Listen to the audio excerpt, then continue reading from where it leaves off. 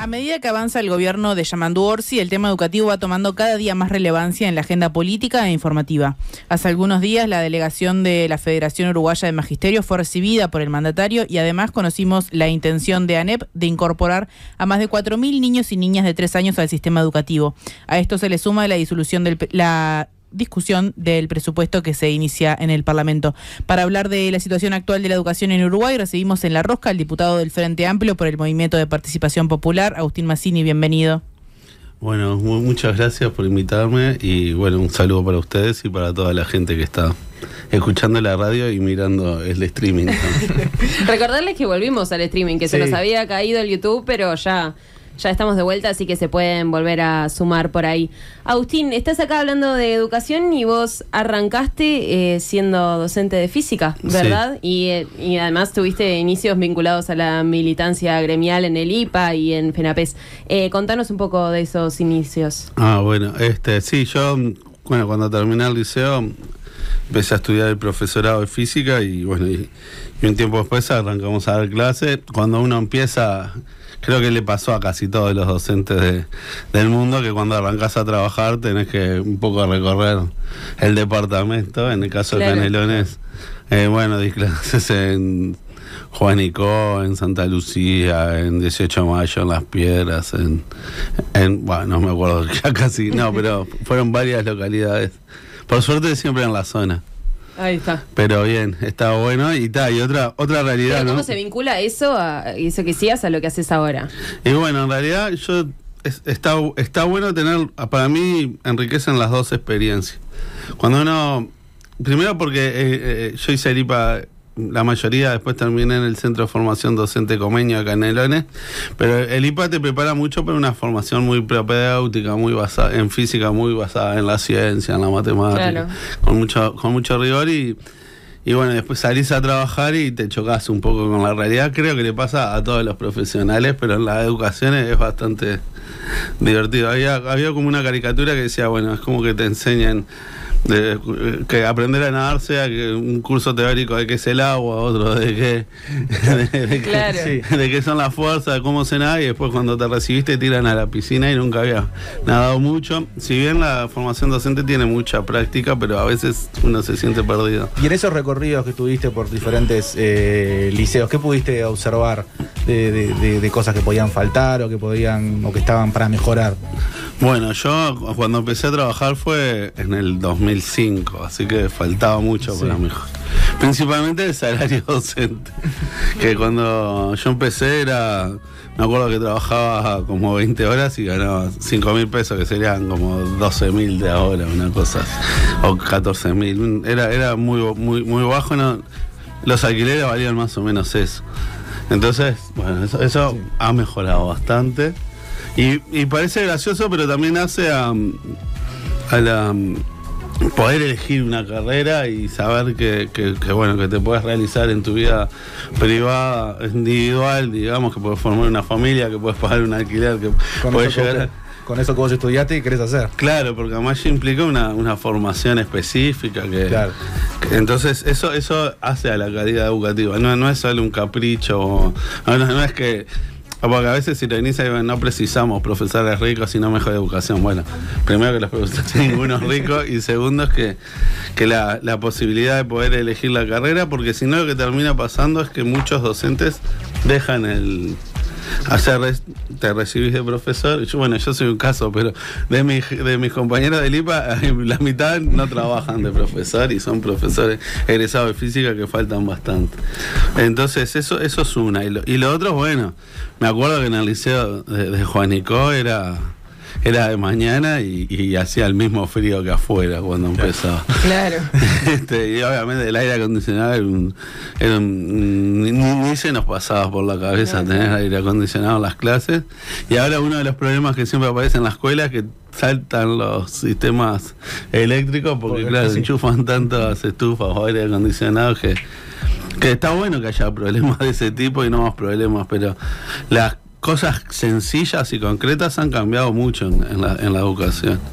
Agus, y desde el Parlamento, ¿cómo se puede incidir en esas transformaciones en un país donde la educación es autónoma y los organismos de la educación además tienen bastante peso? Sí, bueno, eso es un logro histórico de la educación y una madurez del sistema político uruguayo de decir, bueno, opinamos, pero hasta lo técnico. Aunque a veces como somos docentes nos cuesta un poco no meternos tanto en el debate pedagógico fino, didáctico. Pero bueno, el Parlamento tiene varias componentes. Primero el presupuestal, como vos decías al principio, pero también está el tema de, bueno, el seguimiento, el contralor de lo que está pasando. Y además hay parte del debate educativo que es técnico y específico, y hay parte que es de toda la sociedad. Y ahí los parlamentarios, los legisladores, somos también actores privilegiados en los debates pedagógicos globales, porque la educación es algo que es importante, pero principalmente porque es una decisión de los adultos de qué le vamos a transmitir como sociedad y los bienes culturales a las futuras generaciones. Y eso, ¿qué es lo que le transmitimos a las próximas generaciones? Es un tema bien político en el sentido amplio de la palabra, y ahí tenemos que opinar todos. Ahora, el cómo ahí es donde entra la autonomía. Claro. El problema es que a veces queremos decir cómo, y ahí es donde está bien que la Constitución y los propios entes de la educación nos digan, no, para. Cuando decís nos digan, hablas como parlamentario y no como profesor. No, como parlamentario, sí. No, ahí obviamente los profesores tienen mucho para decir en el cómo, porque son los que están en el aula, día a día viendo los procesos concretos, tienen el termómetro también de cómo es el tema generacional de los gurises, que parece que no. Sí, están en contacto todos los días con ellos. Sí, y es parte imprescindible. Pero una cosa que aprendí de estar en el Parlamento es que uno, cuando mira con perspectiva la educación, empieza a tener objetivos para la educación que en el aula no, claro, que son más grandes. Sí, claro. Que en el día a día no los tenés. Entonces, ese juego que creo que deberíamos dialogar más y tener espacios de diálogo. Bueno, sí, yo cuando era profesor de física quería que todos aprendan lo más que puedan del programa, y estaba bien, sí. Y está bien, y es como ahora cuando capaz que como legislador o como político que estudia la educación, veo cómo es más fácil, cómo se democratiza la educación, cómo llegar a más gurises. Bueno, y en este sentido Agus decía en el arranque que ANEP tiene un plan para integrar unos 4.500 niños y niñas de 3 años que hoy están fuera del sistema. Eso es parte de universalizar la educación, ¿verdad? Sí. ¿Cómo evalúas vos esta medida? Bueno, por suerte ahora tenemos una conducción de la ANEP que tiene varios ejes programáticos bien claros, bien nítidos, y que se está poniendo a trabajar. El otro día el presidente de la ANEP, Pablo Cayani, del Comisión de la ANEP, decía, bueno, nosotros tenemos 4 hojas de ruta de planificación, y quiero decirlas, y después voy a la pregunta. La primera es la de universalización de la educación a partir de los 3 años. Después es el problema que tenemos con la inasistencia de los gurises, porque si no están en el aula es difícil tener los procesos de aprendizaje. La tercera es la extensión del tiempo pedagógico, que una de las soluciones más comunes es las escuelas de tiempo completo, pero hay otras alternativas. Y la última es la revisión de la transformación educativa. Bueno, esas 4 ejes temáticos que son hay para trabajar y para conversar y para discutir, son los objetivos claros que tiene este gobierno para mejorar. Eso está buenísimo. Bueno, a partir de los 3 años hay algunos dirigentes políticos que hasta hace poquito estuvieron en la ANEP y ahora proponen la obligatoriedad, y nosotros estamos de acuerdo, pero bueno, hay que generar las condiciones para la obligatoriedad. ¿Por qué? Porque nosotros tenemos que tener salones para recibir a todos esos gurises. Claro. Y ahí la ANEP va a tener que coordinar con el Plan CAIF, que es el otro prestador público que atiende a esa población, para ver cómo logramos que todos los gurises entre 3 y 5 años estén adentro de un aula. ¿Y por qué? Porque Primero porque está la estimulación temprana, pero también porque se detectan una cantidad de problemas de aprendizaje, de salud física y mental, y además porque es democratizador, igualador de las condiciones de inicio. Porque la educación, que obviamente todos los que entramos a la formación docente con nuestras utopías en la mochila, creemos que es un agente emancipador, pero también es un agente reproductor de desigualdades y no se presta especial atención para que eso no pase. En Uruguay, la doctora Hannah Hertz, que ahora está en China, pero que trabajó estudiando las pruebas PISA, decía: yo con el resultado de las pruebas PISA en la escuela sé cómo les va a dar en el liceo. ¿Por qué? Porque el sistema educativo no lograba ser un agente que disuelva esas desigualdades, ¿no? Que compense esas desigualdades. Entonces, vos lees la ficha y sabés de dónde viene y cómo son los familiares, y seguramente tengas una predicción más o menos concreta de cuál va a ser su trayectoria educativa. Bueno, eso no puede seguir pasando. Claro. Entonces, eso implica tener políticas activas en ese sentido. Y creo que la extensión del tiempo pedagógico y empezar más temprano son dos oportunidades que son centrales. Extensión del tiempo pedagógico, que tiene dos componentes. Una, en que cada día estén más tiempo en la escuela, y la otra es que nos falten. Porque sí, ese seguimiento, ¿cómo se hace? Bueno, ahí tenemos varias políticas, porque obviamente la natural es decir, bueno, le saco las otras prestaciones sociales a los gurises para obligarlos a ir a la escuela. Ahora, eso es como un poco riesgoso de victimizarlo dos veces. Claro. Porque sí. hay gurí... No solo no aprende, sino que no come. Claro, esa que, claro, que se supone que para quien es el plan es para él. Entonces, ahí tenemos que tener programas como los tuvimos y se minimizaron a su mínima expresión, como el maestro comunitario, el profesor comunitario, que acompaña a la familia también y que logre hacer entender a las madres, a los padres o a los adultos responsables de los gurises que es importante que ese niño esté la mayor cantidad de días posible en la escuela, que no debería ser una justificación tener que cuidar al hermano, y ahí se engancha con lo de los 3 años. Claro. Si yo no le doy cuidado a los chiquitos, también comprometo la trayectoria educativa de los más grandes, porque la familia es una sola y nosotros tenemos que pensar la política educativa pensando en comunitario, en familiar. Claro. Si yo no cuido a los chiquitos, ¿quién cuida a los chiquitos? Son los hermanos grandes. Entonces después faltan al liceo o a la escuela para cuidar a los hermanos chicos. Entonces la política tiene que ser integral, pero por eso digo que todas estas políticas del gobierno llevan a eso, a aumentar la cobertura, y no son interdependientes, como todo en la vida, ¿no? Sí, pero sí. acá más se estudian de manera interdependiente, que es y se nota más también. Ni se nota más, pero además se potencian las políticas. Porque mi política de universalizar 3 años va a ayudar a los maestros comunitarios, que van a tener más argumentos y van a tener menos escollos para poder hacer que los gurises vayan a la escuela. Y en todo esto, ¿cómo incidió la transformación educativa que implementó el gobierno pasado? Bueno, la transformación educativa se puede decir que fue un retroceso en términos simbólicos, pero también hay evidencia basada en datos que dice que los aprendizajes se redujeron. También es verdad que hubo la pandemia, que se redujeron medio que a nivel global y regional. Ahora, lo que generó principalmente es calentura y miedo. Dos cosas que son bastante feas sentirlas al mismo tiempo. Sí. No, claro, porque estar caliente está feo. Claro, pero tener miedo feo, pero tener miedo, no estar caliente y tener miedo. No puedes reaccionar ni siquiera. Es lo peor. Y bueno, claro. y eso es lo que se generó en el plantel docente. Y eso se transmite a los liceos. El otro día estábamos viendo.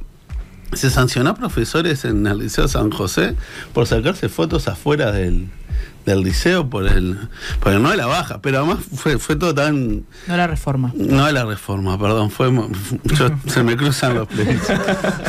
muchos años de militancia. Bueno, no la reforma. Yo pues si no había llegado bastante tarde la sanción. No, pero fue tarde porque en realidad esa sanción la directora los denunció en el gobierno, en el último gobierno de Vázquez. Se archivó y sin ningún argumento más, sin ninguna prueba más, sin nada más, se los volvió a juzgar por la misma cosa 2 veces.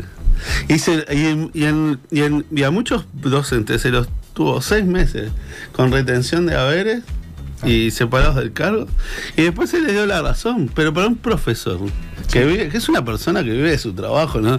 Bien, claro. Ningún profesor tiene grandes comodidades ni un espacio económico para decir, mira, cobro la mitad del sueldo y estoy tranquilo, claro. Mi vida transcurre, la gente paga alquiler, tiene cuota del auto, porque tiene derecho a tener auto, obvio. Las luces, el agua, porque además uno planifica su vida en función de lo que cobra. Sí, claro, obvio. Supone que va a cobrar 100%. Entonces, bueno, manda a los hijos al gimnasio y tal, igual de cosas que hace la gente cuando sabe que va a cobrar X plata. Entonces dice, no, bueno, no es un castigo. Pero ¿cuál fue el objetivo de eso? Eso, generar el miedo, generar el callate la boca, el no opines, incluso muy a pesar de ello, y en ese ambiente de bronca y miedo, salieron declaraciones permanentes de todo el colectivo docente. Y yo quiero resaltar eso, porque ellos entraron al gobierno atacando estrictamente a los sindicatos docentes, que prácticamente era el representante del diablo en Uruguay. Ahora, no eran los sindicatos solamente, que también se expresaron en contra, se expresaron las salas docentes, las ATD, los espacios académicos, hasta los colectivos científicos mundiales, porque obviamente se restringió, yo que vengo del área de la ciencia, se restringió el conocimiento científico en el currículum de la transformación educativa, justo en un mundo donde capaz que uno es muy camisetero, sí. Pero cada vez la ciencia empieza a estar más en la agenda. Tal cual. Decías recién que la educación no puede ser pensada como algo en sí mismo, sino que tiene que tener un factor integral, y ahí entran los aspectos sociales y de convivencia también. ¿Qué relación tienen las políticas educativas y las problemáticas que se dan en determinados barrios acerca de la convivencia y la violencia, y cómo pensar estrategias más integrales que no criminalicen a la juventud y presenten salidas concretas para que eso no pase? Bien, hay como distintos niveles en esta discusión. Una es qué pasa para evitarlos. Los conflictos que son parte de la vida y capaz que acá me pongo un poco no tan políticamente correcto, pero uno cuando estudia... Este es el clip para cortar, ¿eh? No, uno cuando estudia formación docente estudia que la escuela también a veces genera violencia simbólica desde el Estado hacia las poblaciones. Y eso es parte de la naturaleza de la institución educativa.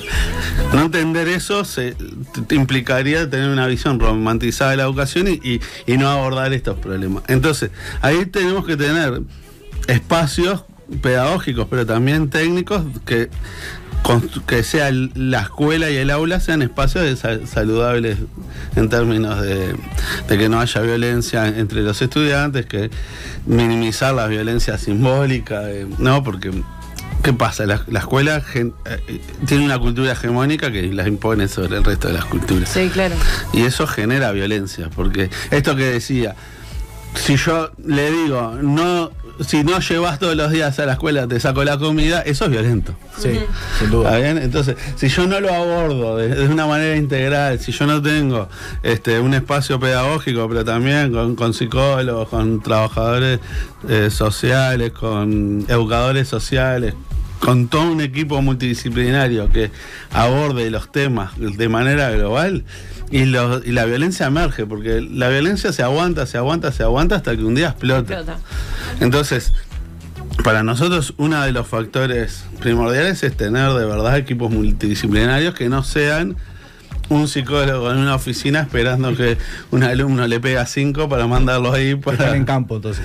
Sí, que estén en campo, que estén trabajando, tener lo que te decía, maestros comunitarios, docentes que no estén full en el aula, sino que puedan tener un trabajo comunitario con los juris.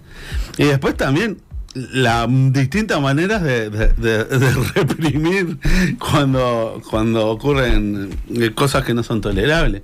Por ejemplo, nosotros en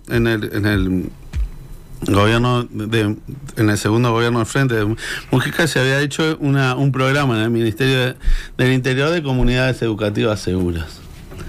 ¿Qué hacía? Porque ¿qué pasa? A veces pasa que entra alguien a robar al liceo, un alumno tiene algún problema y se pone violento, esas cosas pasan en la vida real, y a veces el uso legítimo de la fuerza por parte del Estado lo tiene la policía. No podemos tampoco negar esas cosas. Bueno, ese programa se redujo. ¿Qué terminó pasando? Que ante esos eventos agudos terminaba yendo cualquier policía que contactara en 911, que podía ser desde un policía de la comisaría hasta la Guardia Republicana. Claro.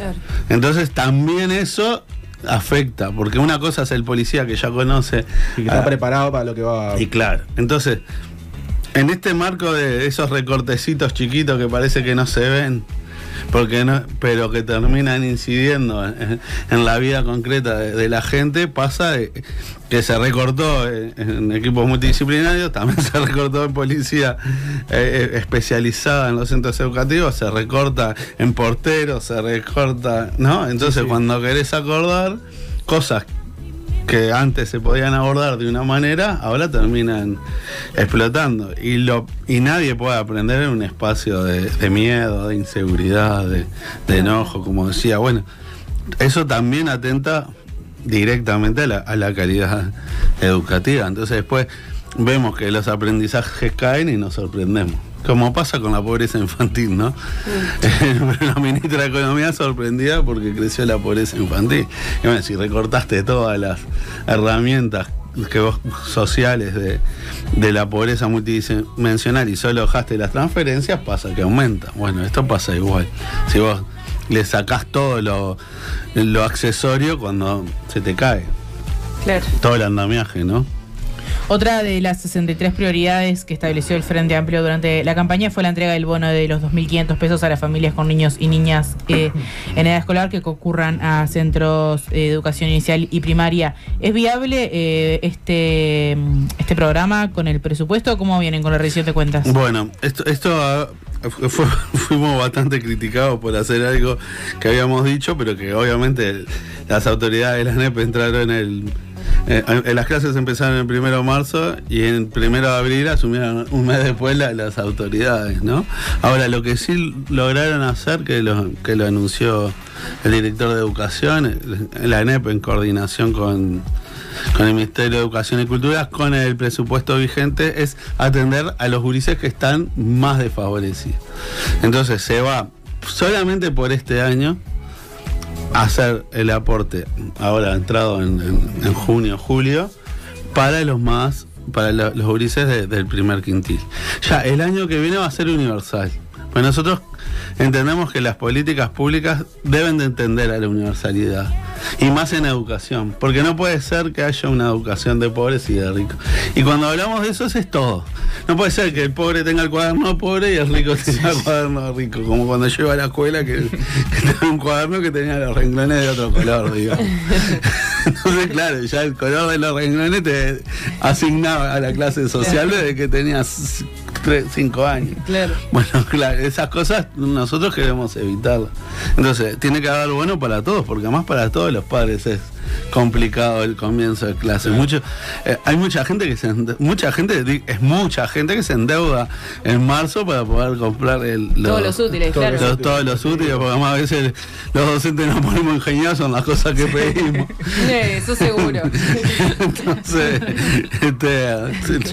les cuesta mucho a los padres poder tener un mínimo, y esto creo que va a garantizar que todos los gurises lleguen a la escuela con un mínimo de útiles para comenzar el curso. Obviamente el año que viene esperemos que sea antes del comienzo del curso. Siempre estas cosas pasa que se puede atrasar un día o dos, pero lo ideal es que sea juntos, sí. Bien, nosotros arrancando el programa hoy estuvimos hablando un poco de inteligencia artificial en el ámbito educativo. ¿Qué opinión te respecta a vos el tema? Bueno, es un tema que obviamente hay varias opiniones. Hoy justo en la comisión estuvimos con la gente de Kids Online, que es una organización que se dedica a estudiar cómo la educación se vincula con la con internet y con las nuevas tecnologías. Y una cosa que nos decían es, los gurises, un concepto que para mí fue bueno, es, no hay nativos digitales, la gente aprende a usar internet. Sí. Y los gurises, cuando están en internet y les pasa el agua, acuden a un adulto. Ahora, muchas veces, y lo otro que decían es, el internet tiene riesgos. Pero una cosa es riesgo y otra cosa es el sufrir ser víctima, ¿no? Ahora, la diferencia entre tener el riesgo y el daño es cómo tus adultos se vinculan contigo. Y ahí hay desigualdad también social. Sí. Los niños que tienen familias con más ingresos y mejor nivel sociocultural tienen los mismos riesgos pero menos daño.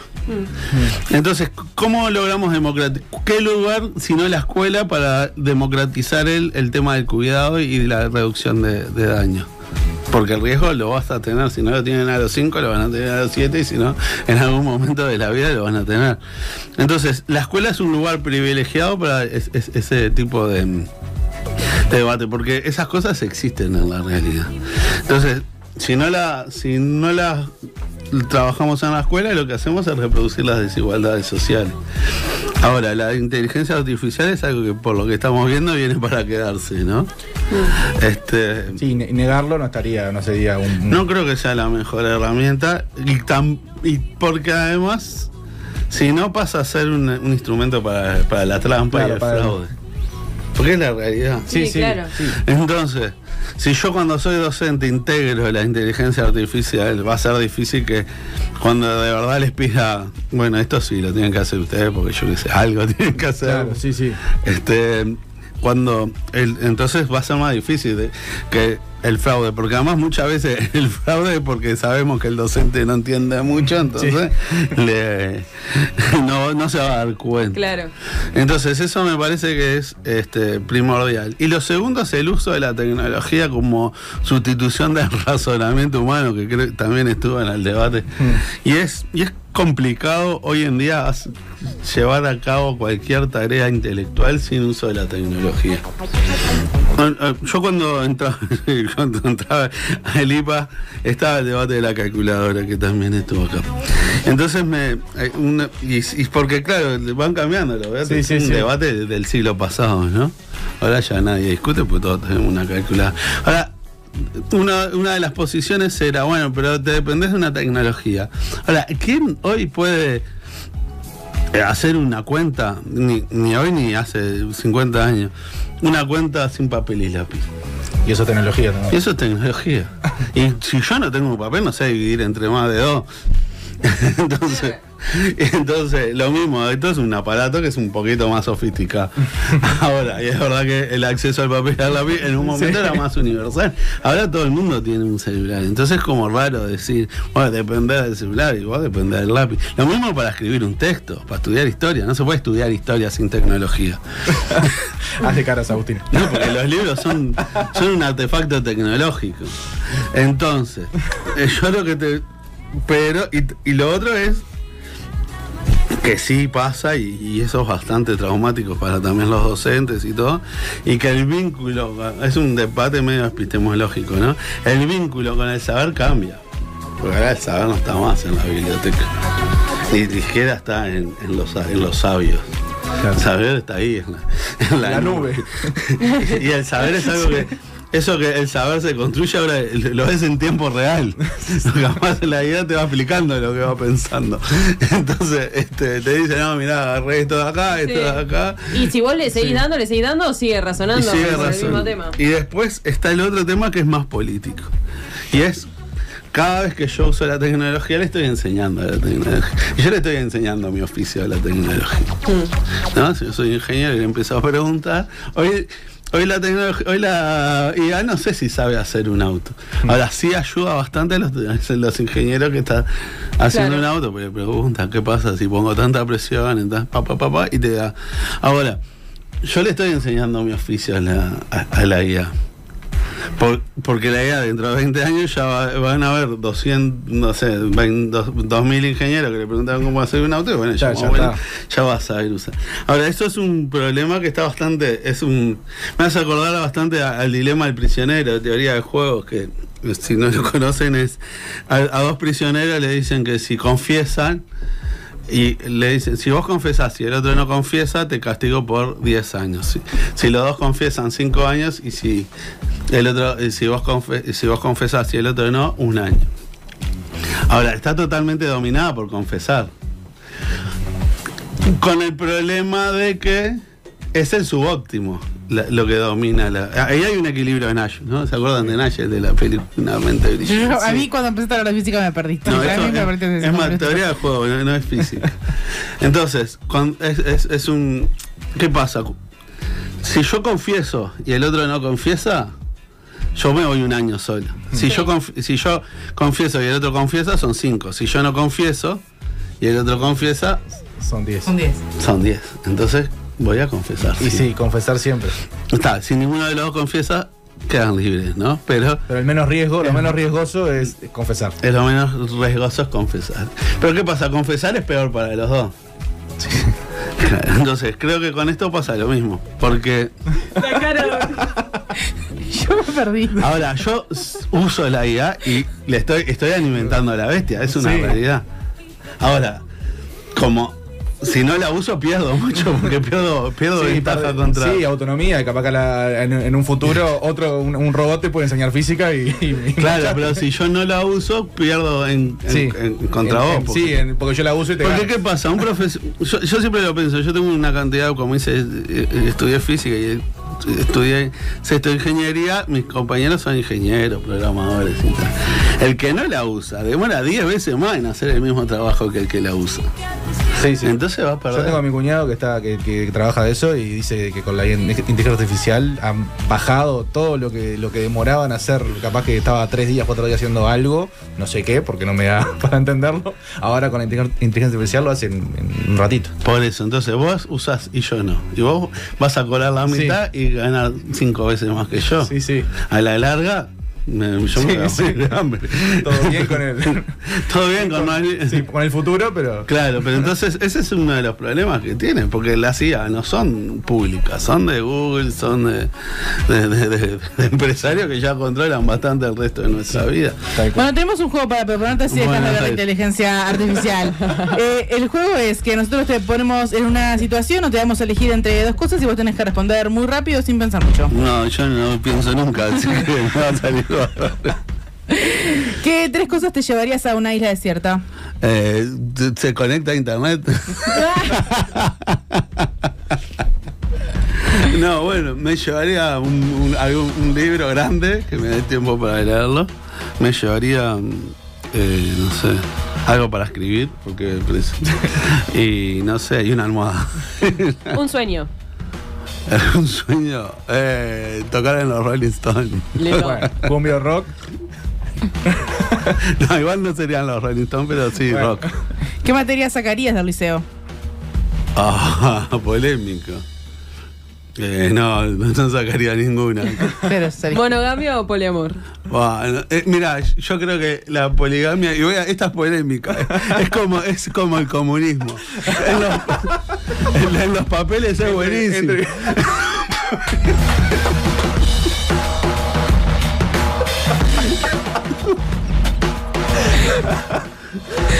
¿Pero en la vida real? Soy de izquierda nacional y popular. ¿Vino o cerveza? Whisky. Un enemigo. Esquipania. No, pobre. ¿La mejor persona de Uruguay? ¿Viva? ¿O muerta? Sí. Bueno, muerto y Pepe, obvio. Y después vivo, no sé, Braulio. Un saludo para Braulio. Un placer culposo. A comer, obvio, mírenme cómo estoy. Un miedo. Miedo, no sé, a morirme, como todo el mundo. ¿El laburo de tus sueños? Es que sería no trabajar, creo. ¿A quién invitarías a pelear? Alguien que sea más o menos de mi tamaño, porque si no, no tiene gracia. ¿Película favorita? Ah, perdón, dale, ¿a quién? No, ¿a quién? Yo qué sé, ¿no? Elegí una persona. Ah, Da Silva, el polillo. Película favorita, ahora sí. Requiem for a Dream. ¿Libro favorito? Vos sabés que el otro día me preguntaron eso y yo les dije que no tenía ninguno. Voy a decir el último que me gustó, que fue el de... ¿Cómo era? Ni me acuerdo cómo se llama el libro. Se me fue el nombre. Bueno, después te la respondo. Si fueras un animal, ¿cuál serías? Un topo. Esta fue hecha por Agustina, que te conoce bastante bien. ¿Tener que comer una banana por día o no poder volver a comer nada dulce nunca más? No, creo que no comer nada dulce. Yo creía que era la de sentarte o que te la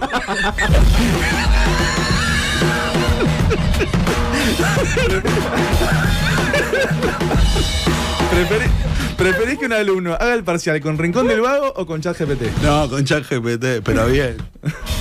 ¿Cuál es tu pecado capital? ¿Gula, pereza, injuria, avaricia, envidia, ira, soberbia? Creo que la gente dice que soberbia, pero yo pienso que gula. Yo pienso que es la soberbia también. ¿Rosca dulce o salada? Rosca dulce, creo. Este fue Agustín Mazzini, diputado por el Frente Amplio. Muchísimas gracias por acompañarnos en La Rosca. Actos humanos será el libro de Bien, bien. Antes de irte, nuestro ritual en el programa es pedirle una canción a un artista de nuestro invitado para irnos a la tanda. Una canción. 20 Genarios de... ¿cómo se llama? Albert Pla. Así que mientras Beto busca la canción, nosotros nos despedimos. Hasta un ratito vamos a volver y va a estar Caleb. No, creo que es de no, es Albert Pla. Bueno. Chau, ya volvemos. Me apareció.